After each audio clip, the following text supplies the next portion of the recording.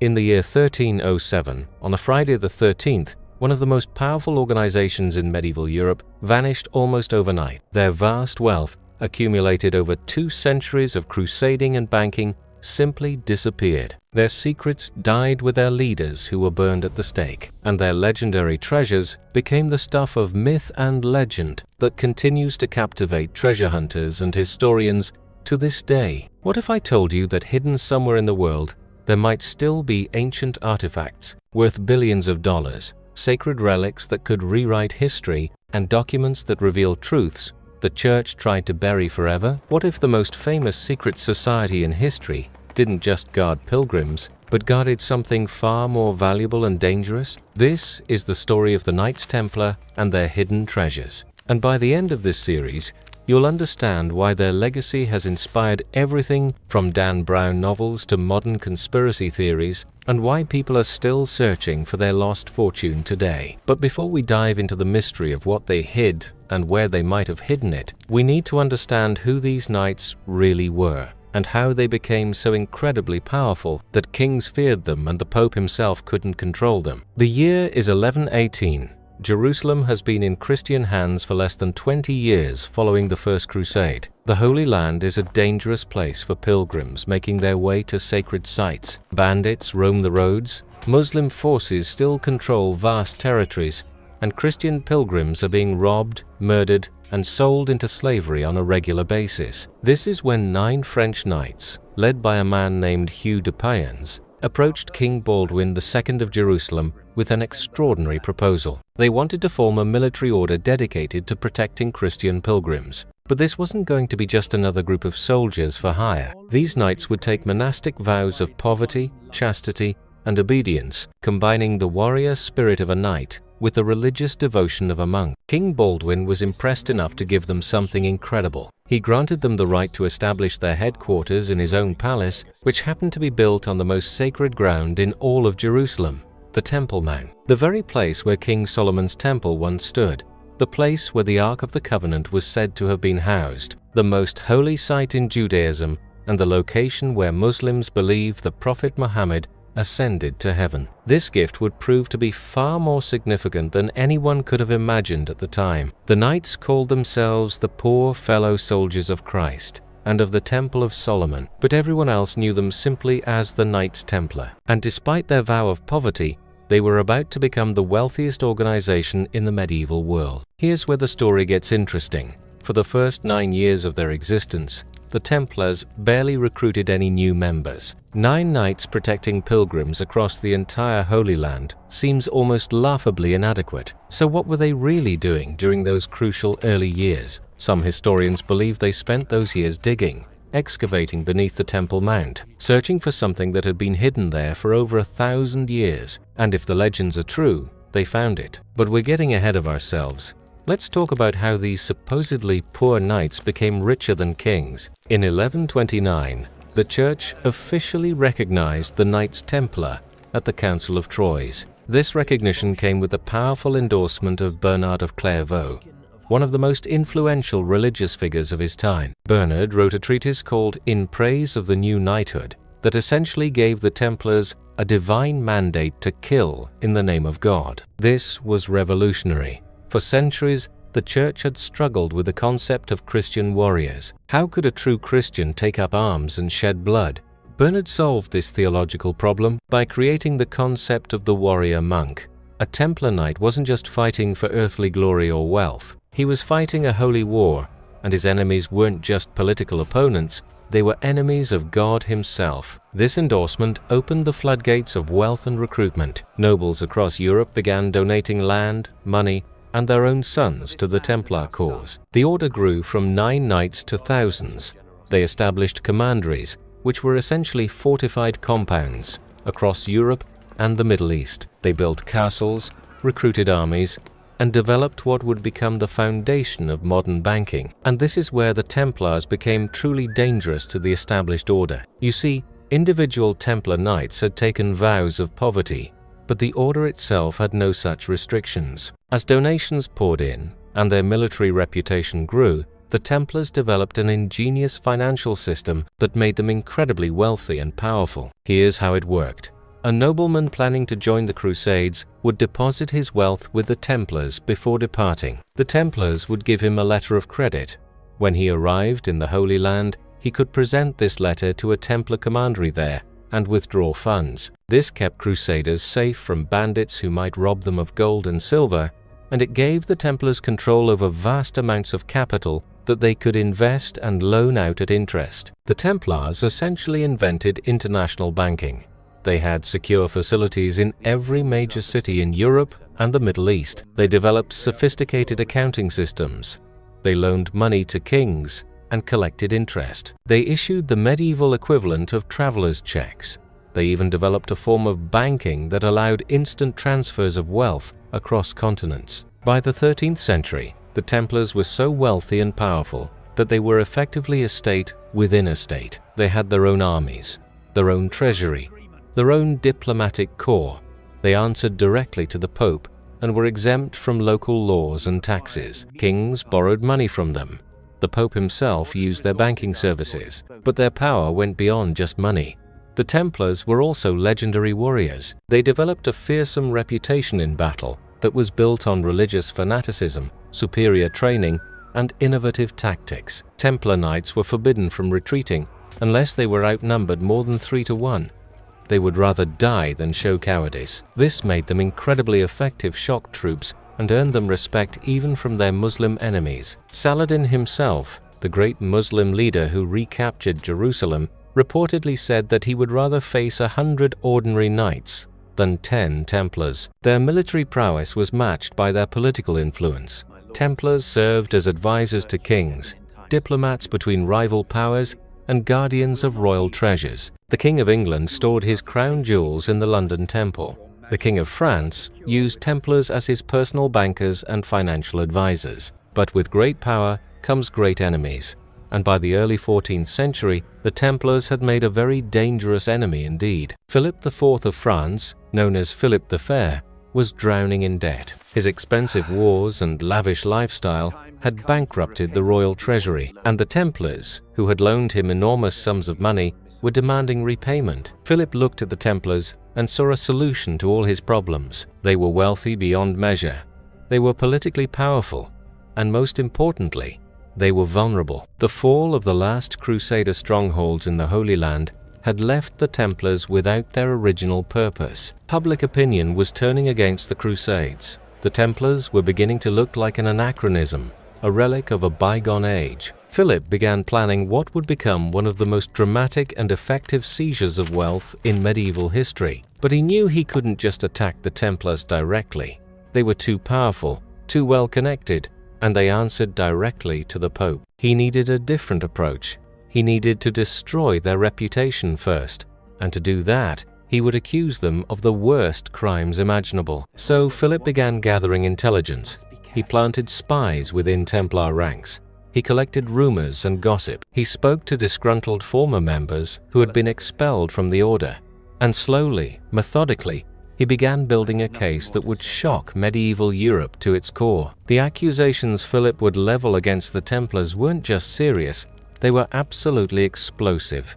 Heresy, blasphemy, devil worship, secret rituals that mocked the crucifixion of Christ, the worship of a mysterious demonic head called Baphomet, homosexual acts between knights, spitting on the cross, denying Christ as the Savior. These weren't random accusations. Philip chose each charge carefully, targeting the deepest fears and prejudices of medieval Christian society. If he could make these charges stick, the Templars wouldn't just lose their wealth and power, they would be completely destroyed, their very existence erased from history. But Philip had a problem. He couldn't act alone.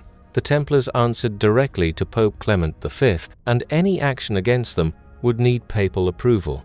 So Philip began a careful campaign of manipulation and pressure against the Pope, using a combination of political threats, financial incentives, and carefully planted evidence to convince Clement that the Templars were indeed a threat to Christianity itself. The evidence Philip presented was damning, if you believed it.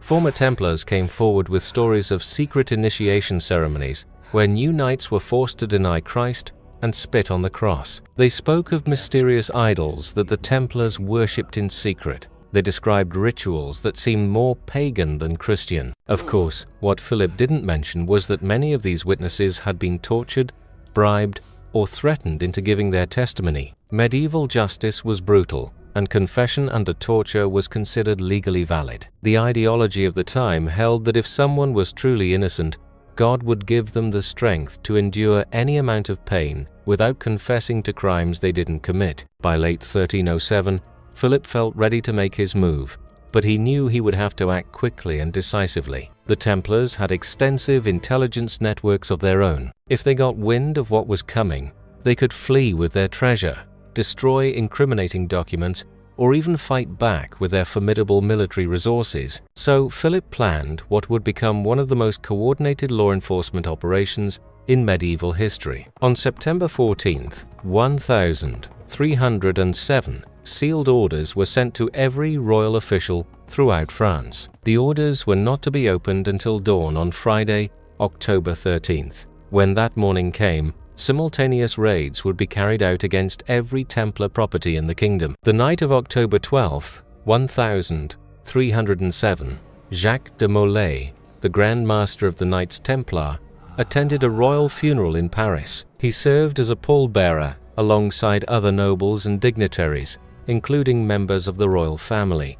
He had no idea that within hours his world would come crashing down. At dawn on Friday the 13th, royal troops surrounded Templar properties across France. In Paris, soldiers stormed the Temple, the massive fortress that served as the Templars' headquarters. Jacques de Molay was arrested in his bed, along with hundreds of other Templars throughout the kingdom. The most powerful military and financial organization in Europe had been decapitated in a single morning. But here's where the story takes a fascinating turn. When the royal troops searched the Templar treasury in Paris, they found it nearly empty. The vast wealth that everyone knew the Templars possessed had vanished. Ships had left the port of La Rochelle in the days before the arrests, carrying unknown cargo to unknown destinations. Templar knights in other countries had received mysterious warnings and fled before similar arrests could be made. Somewhere out there, the legendary treasure of the Knights Templar had disappeared into the mist of history. What exactly was in that treasure?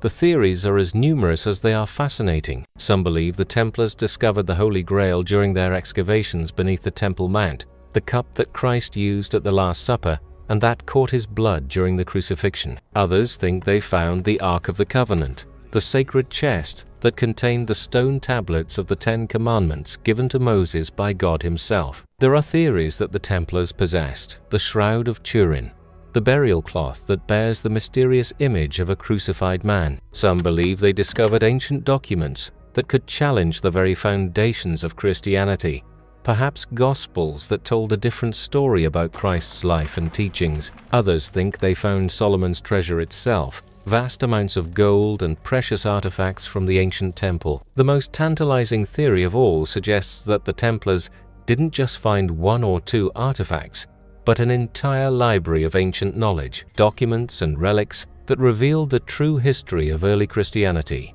Texts that contained advanced knowledge about mathematics, astronomy, and engineering that was centuries ahead of its time. Proof of connections between different world religions that the medieval church would have considered heretical. Remember, the Templars spent nearly 2 centuries in the Holy Land, with access to Islamic and Jewish scholars who had preserved ancient knowledge that had been lost in Europe. They had contact with Byzantine scholars who maintained the traditions of the Eastern Roman Empire. They had resources to acquire rare manuscripts and artifacts from across the known world. If such a treasure existed, where could it have gone? The leading theories point to several possible destinations. Possibility is that the treasure was smuggled to each more intriguing than the last. 1. Scotland. Beyond the reach of both the French king and the Pope, Scotland was at war with England at the time and had been excommunicated by the Pope, making it a perfect refuge for fugitive Templars. Some historians believe that Templar knights fought alongside Robert the Bruce at the Battle of Bannockburn in 1314, the same year Jacques de Molay was burned at the stake. The connection to Scotland becomes even more interesting when you consider Rosslyn Chapel, built by the Sinclair family in the 15th century. The chapel is covered in mysterious symbols and carvings that some believe represent Templar secrets. The Sinclair family had connections to the Templars, and some theories suggest that Henry Sinclair may have even traveled to North America a century before Columbus, possibly carrying Templar knowledge or treasure with him. Another theory suggests that the treasure was hidden in Portugal, where the Templars were simply reorganized under a different name rather than being destroyed. King Dinis of Portugal negotiated with the Pope to create the Order of Christ, which absorbed most of the former Templars and their property. This order later sponsored Portuguese exploration and colonization, including the voyages of Vasco da Gama and Prince Henry the Navigator.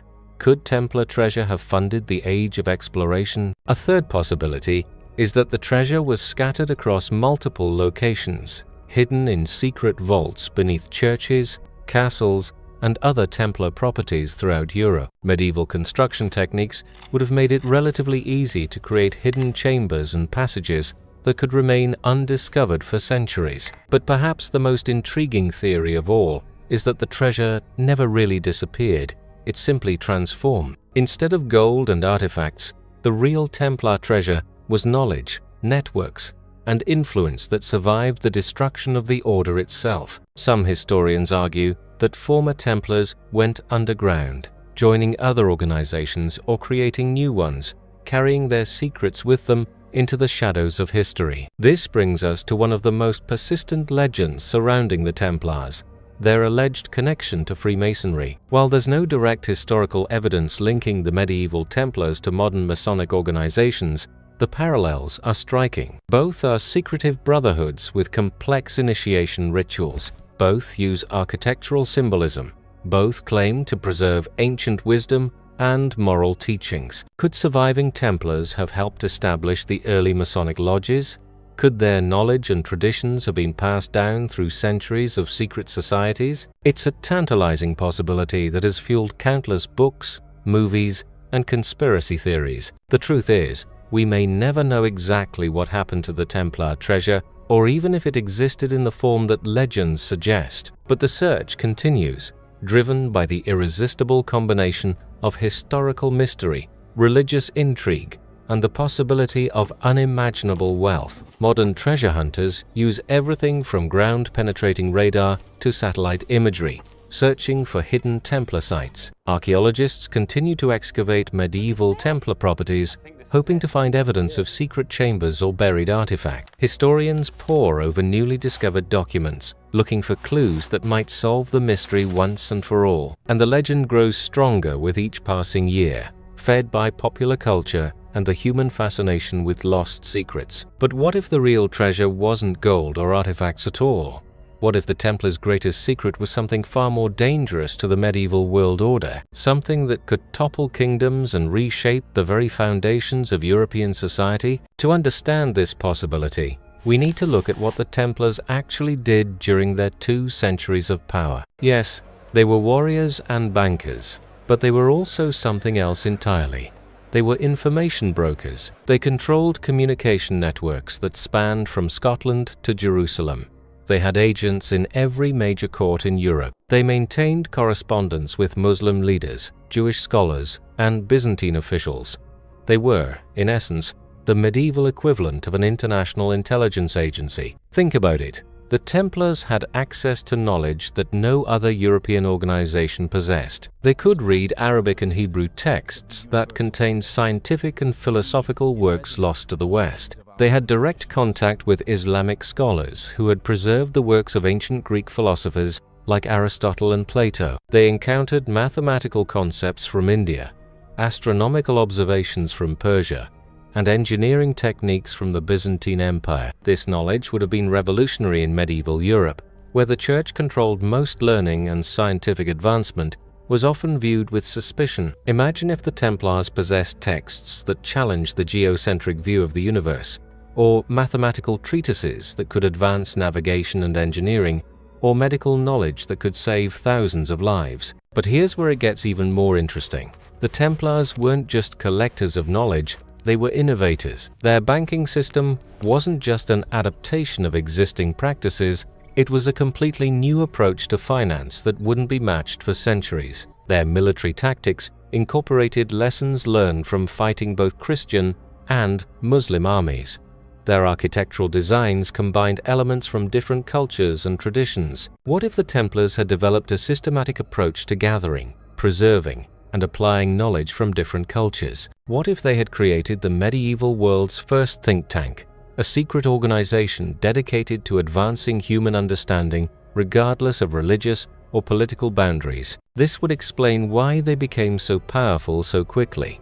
Knowledge is power, and the Templars had access to knowledge that their contemporaries couldn't even imagine. It would also explain why they became so dangerous to established authorities. Kings and popes could tolerate wealthy knights and successful bankers, but they couldn't tolerate an organization that might possess information that could challenge their legitimacy. Consider the timing of their destruction. By 1307, the Crusades were effectively over.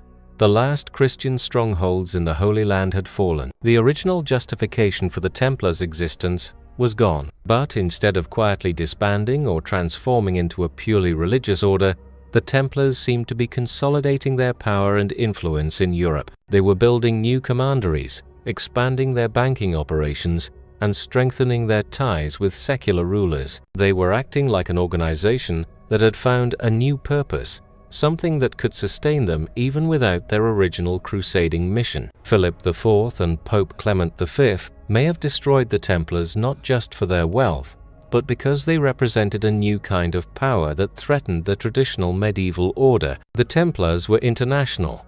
They were meritocratic rather than hereditary, and they were pragmatic rather than ideological. They represented everything that the feudal system and medieval church were designed to prevent. This brings us to one of the most fascinating aspects of the Templar mystery. The charges brought against them weren't just about heresy and blasphemy. They were specifically about secret knowledge and hidden practices. The infamous Baphomet that the Templars allegedly worshipped wasn't described as a traditional demon or devil. Contemporary accounts described it as a head that could answer questions and provide wisdom. What if Baphomet wasn't a supernatural entity at all, but a symbol representing the Templars' systematic approach to gathering and preserving knowledge? What if the secret rituals that so horrified medieval investigators were actually educational ceremonies designed to pass on information that couldn't be safely shared in public? The medieval world was not kind to intellectual curiosity that challenged established doctrine. Scholars who asked the wrong questions or proposed the wrong theories could find themselves accused of heresy. The Templars, with their international connections and protected status, would have been uniquely positioned to preserve and study ideas that were too dangerous for others to explore openly. This theory gains credibility when we examine what happened to former Templars after the order was destroyed. Many disappeared entirely, but others surfaced in surprising places. Some became advisors to rulers who were known for their intellectual curiosity. Others appeared in early universities, contributing to the preservation and translation of ancient texts. Still others were associated with architectural projects that incorporated advanced engineering techniques. It's as if the knowledge network that the Templars had created didn't disappear with the order itself, but instead dispersed into other institutions and organizations where it could continue to influence European development. The implications of this are staggering. If the Templars really were preserving and advancing knowledge that was centuries ahead of their time, then their destruction wasn't just the end of a military order, it was one of history's greatest intellectual disasters. Who knows what scientific or philosophical advances might have been lost when their libraries were destroyed and their scholars were scattered or killed. But perhaps not all of it was lost. Perhaps the real Templar treasure wasn't hidden in a vault or buried on a remote island, but encoded in the traditions and practices of the organizations that emerged in the centuries following their destruction. This brings us to the Renaissance, that great flowering of art, science, and philosophy that began in Italy just a few decades after the Templars' destruction. Historians have long puzzled over where Renaissance thinkers acquired their knowledge of classical texts and advanced techniques that seemed to appear suddenly after centuries of medieval stagnation. Traditional explanations focus on the fall of Constantinople in 1453,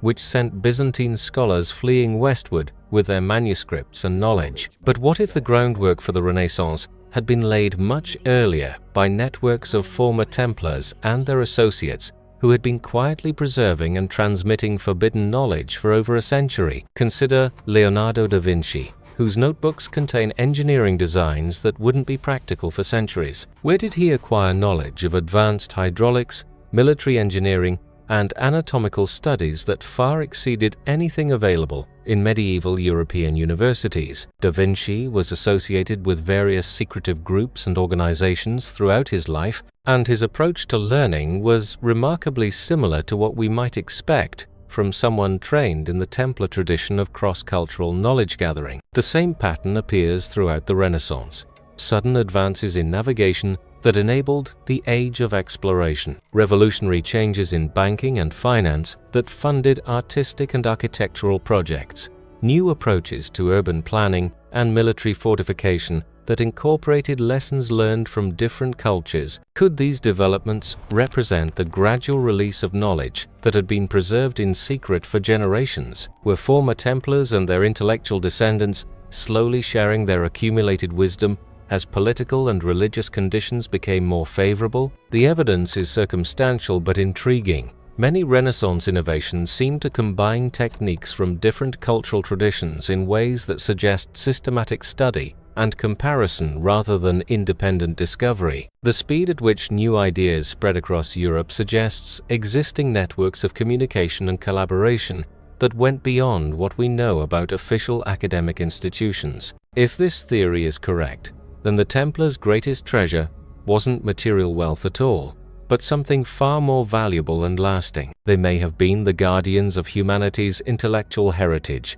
preserving knowledge through the darkest periods of medieval history and ensuring that it survived to inspire future generations. This would make their story not just a tale of medieval politics and religious conflict, but a crucial chapter in the history of human knowledge itself. The Knights Templar may have been destroyed, but their true legacy lived on in the minds and works of the scholars, artists, and innovators who helped drag Europe out of the Dark Ages and into the modern world. But even if this grand theory is true, it doesn't answer all our questions. Physical treasure, in the form of gold, artifacts, and precious objects, almost certainly existed. The Templars' banking records, the testimony of contemporary witnesses, and the archaeological evidence all point to vast material wealth that vanished during those crucial days in October 1307. So where did it go, and why? After more than 700 years of searching, has none of it ever been conclusively found? The answer may lie in understanding just how sophisticated the Templars' escape plan really was. This wasn't a panicked flight with whatever they could carry. This was a carefully orchestrated operation that had probably been planned for years, if not decades. The Templars weren't naive about the dangers they faced. They knew that their wealth and power made them targets, and they would have prepared accordingly. Modern investigations into Templar properties have revealed evidence of extensive tunnel networks, hidden chambers, and secret passages that suggest the order was designed from the beginning to operate in secrecy when necessary. Archaeological surveys of major Templar sites consistently find evidence of construction that goes far beyond what would be needed for their official purposes. The temple in Paris, for example, wasn't just a fortress and treasury. Ground-penetrating radar has revealed a complex network of underground spaces that extended far beyond the known foundations. Similar patterns appear at Templar sites throughout Europe, suggesting a systematic approach to creating hidden infrastructure that could support clandestine operations. If the Templars had been building secret storage and transportation networks for decades, they would have been perfectly positioned to move their treasure quickly and efficiently when the time came. They wouldn't have needed to rely on a few ships leaving La Rochelle. They could have used multiple routes, multiple methods, and multiple destinations to ensure that their wealth couldn't be intercepted or traced. This brings us back to the question of where it all ended up. The traditional theories about Scotland, Portugal, and other safe havens may all be partially correct. The Templar treasure may have been deliberately scattered across multiple locations and organizations to ensure its survival. Some of it may have funded the Portuguese Order of Christ, enabling the age of exploration that would reshape the world. Some may have been hidden in Scottish castles and chapels, encoded in stone carvings that still puzzle archaeologists today. Some may have been converted into investments and business ventures that continue to generate wealth for centuries under different names and organizations. But there's another possibility that's even more intriguing. What if the Templars didn't just hide their treasure, but transformed it into something that couldn't be seized or destroyed? What if they invested their final years not just in accumulating wealth, but in creating networks of influence that would outlast any single organization? This strategy would explain one of the most puzzling aspects of the Templar mystery. Despite decades of torture, interrogation, and investigation, the medieval authorities never found the treasure. They arrested thousands of Templars, seized hundreds of properties, and conducted exhaustive searches, yet the vast wealth that everyone knew existed simply vanished without a trace. If the treasure had been hidden in a few large caches, someone would have talked. Medieval torture methods were brutally effective, and the investigators were highly motivated. The fact that they found nothing suggests that there was nothing to find, at least not in the form they were looking for. So what's the truth about the Knights Templar and their legendary treasure? After 7 centuries of searching, speculation, and investigation, we're left with more questions than answers. But perhaps that's exactly what the Templars intended. Whether their greatest treasure was gold and artifacts, ancient knowledge and wisdom, or networks of influence that shaped the Renaissance and beyond, one thing remains certain. The Knights Templar created a mystery so compelling, so enduring, that it continues to capture our imagination today. And maybe, just maybe, that mystery itself is their greatest treasure of all.